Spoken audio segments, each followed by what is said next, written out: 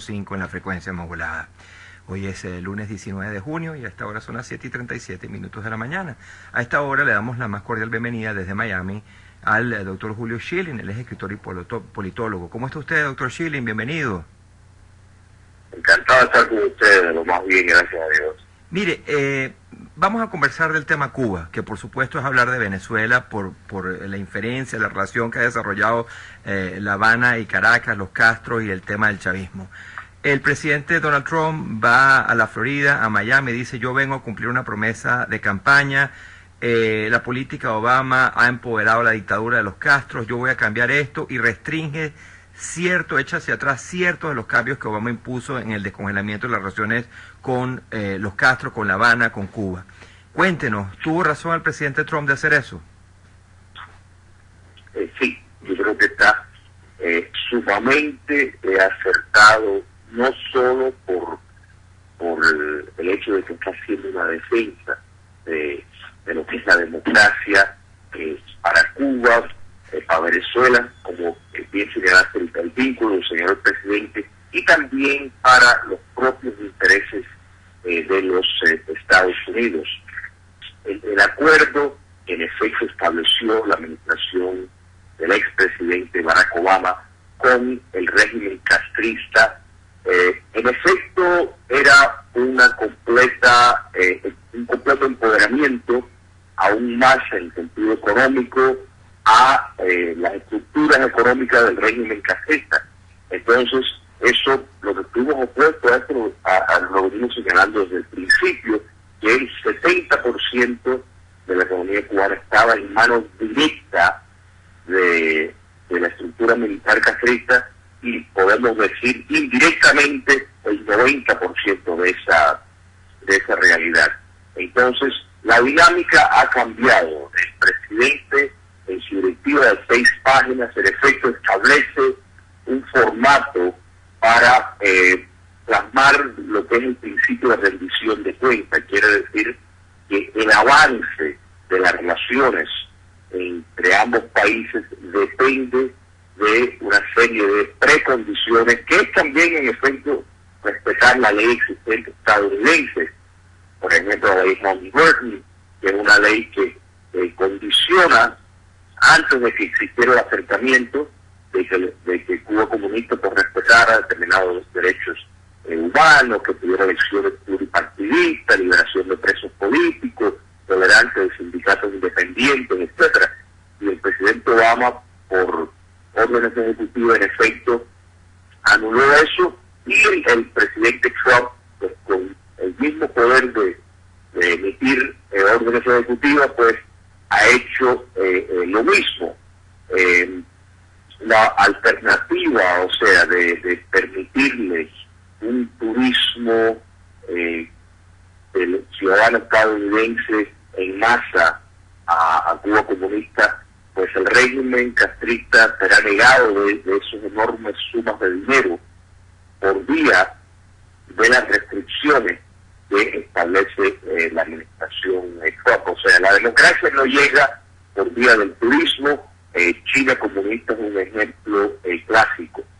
Y fue muy importante el señalamiento de Venezuela y el vínculo que tiene, en efecto. No es ningún secreto que hoy Venezuela es en efecto una colonia de Cuba comunista, y que hay una relación muy íntima, no solo con el despotismo chavista, sino también las FARC, y lo que es la existencia de un narcoestado, y el centro de mando está en La Habana. Eso es un hecho. A mi juicio, el presidente Trump está consciente de eso.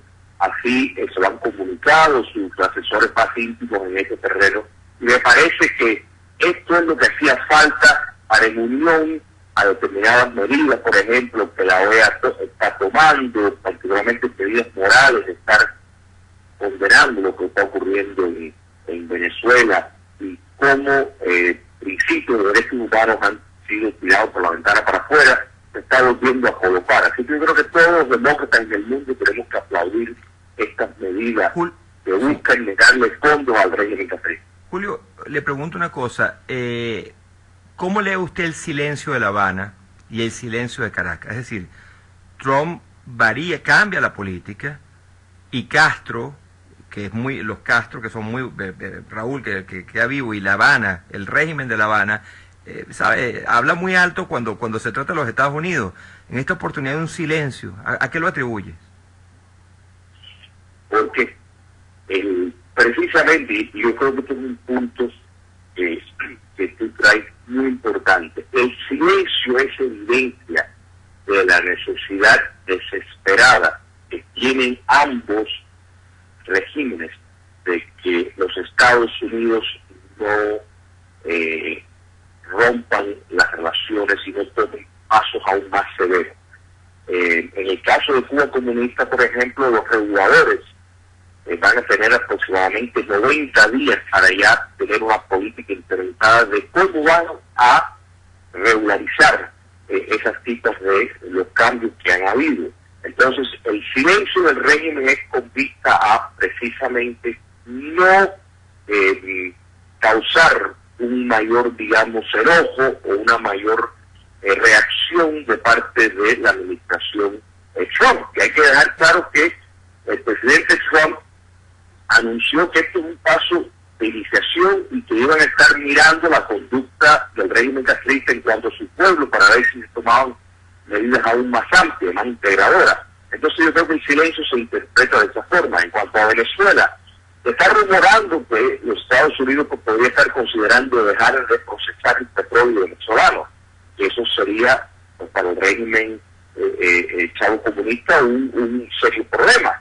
Entonces, pues, el silencio también del régimen de Maduro, que bueno, por supuesto obedece a las órdenes que La Habana le da, en efecto se puede claramente entender que por un lado seguir la línea que le están dictando de Cuba, pero también temeroso de que si los Estados Unidos dicen no le vamos a procesar más petróleo, pues sería un catástrofe para la capacidad represiva del régimen de Maduro en Venezuela.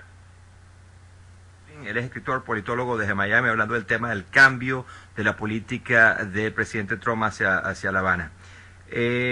Tú tienes una lectura en detalle de lo que pasa en Cuba. Este tiempo de distensión en las relaciones americano-cubanas, el tema de la apertura de rutas aéreas, el tema del turismo, ¿le trajo algún bienestar al cubano promedio que no se puede expresar libremente en los periódicos, que es un esclavo del Estado cubano? Yo siempre le cuento a mis amigos en Venezuela que, por ejemplo, si ve una cadena hotelera y abre un establecimiento hotelero de hospedaje allí, pues el gobierno cubano le cobra tantos dólares o tantos euros por ese puesto de trabajo a la empresa y luego le da a cubanos, pesos convertibles cubanos, el equivalente al 1% de lo que le cobra el gobierno cubano a la empresa, al trabajador. Es esclavitud en el pleno siglo XXI.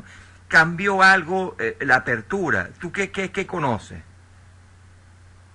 Lo que cambió fue para detrimento de las libertades fundamentales y los derechos humanos. Por ejemplo, los arrestos políticos cuadruplicaron.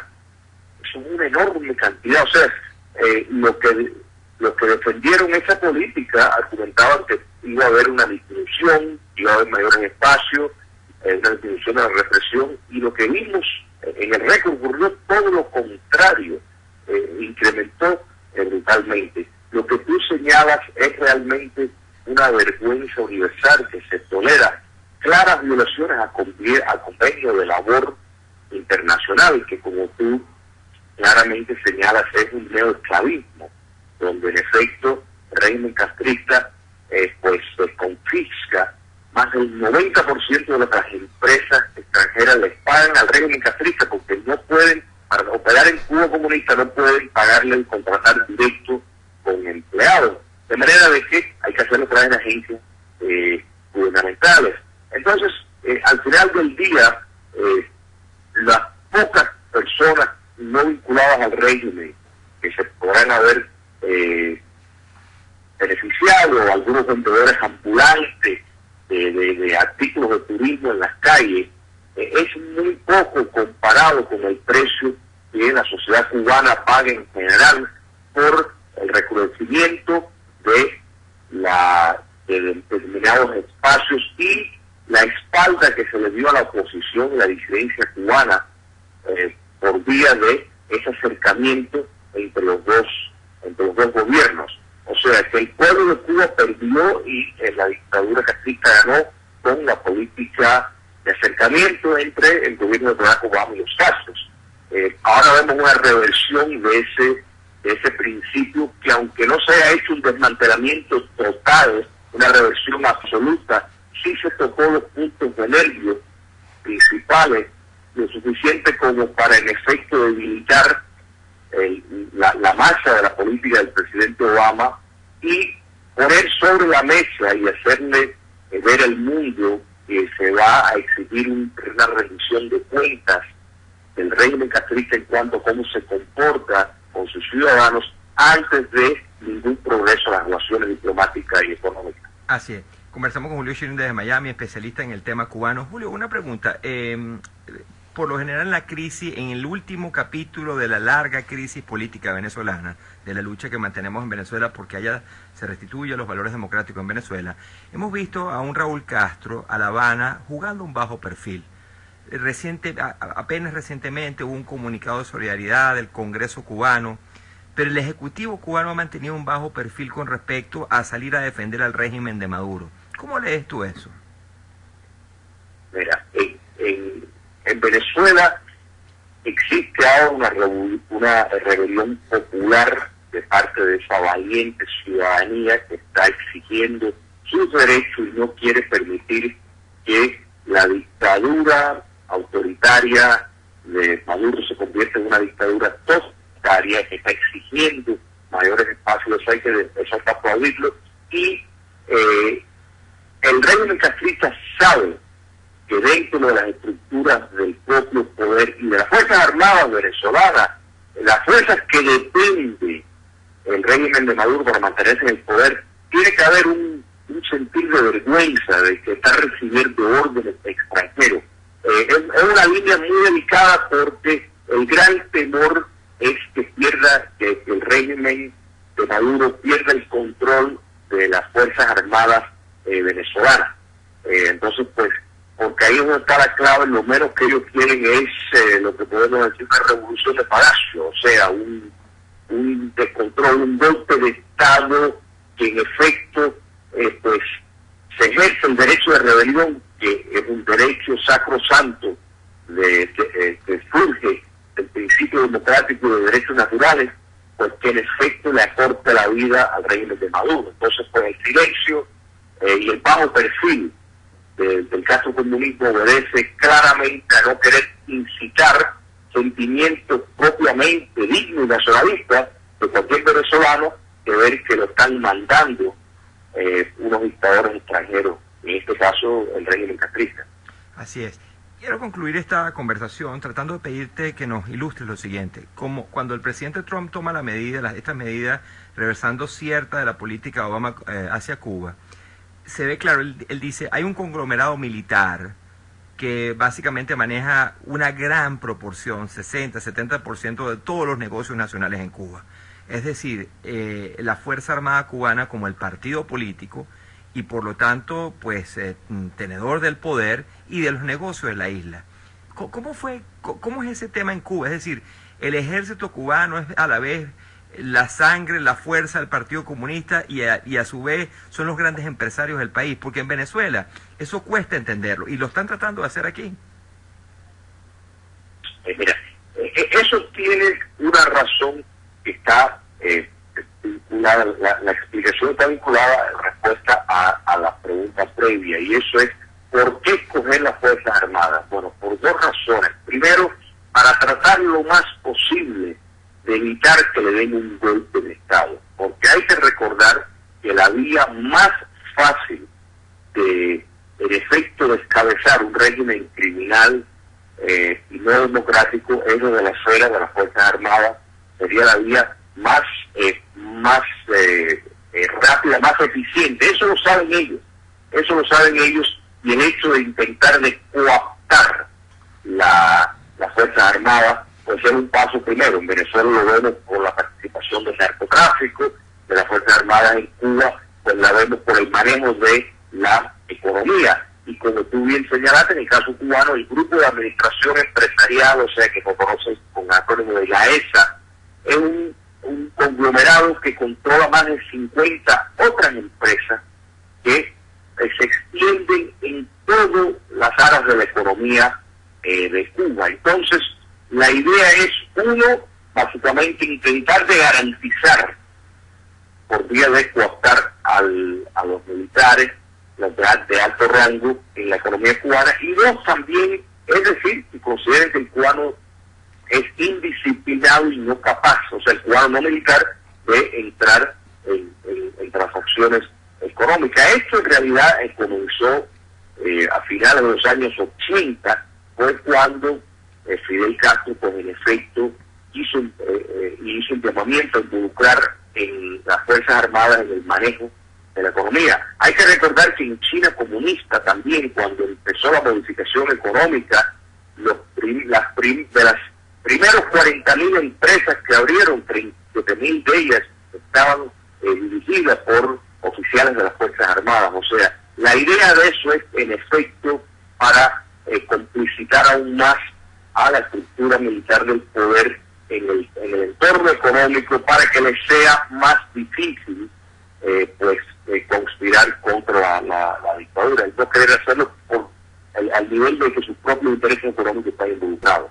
Así es. Bueno, le agradezco muchísimo el señor Julio Schilling, él es politólogo, escritor desde Miami, conocedor de la realidad cubana, conversando, y agradezco mucho conceptos importantísimos acerca de la reversión hecha por Trump hacia Cuba con la política de Obama, qué es lo que busca Trump, qué ha pasado con Cuba en la distensión y la relación cubana con Venezuela. Extraordinaria la conversación. Gracias, Julio. Un placer siempre. Hasta que llega GMT, ustedes recuerden que pueden escuchar nuestras entrevistas cuando ustedes quieran, y cuándo, cómo, dónde y cuándo quieran. ¿A dónde? En gmtradio.ve. Esa es gmtradio.ve, perdón, esa es la cuenta de Twitter, @gmtradio.ve.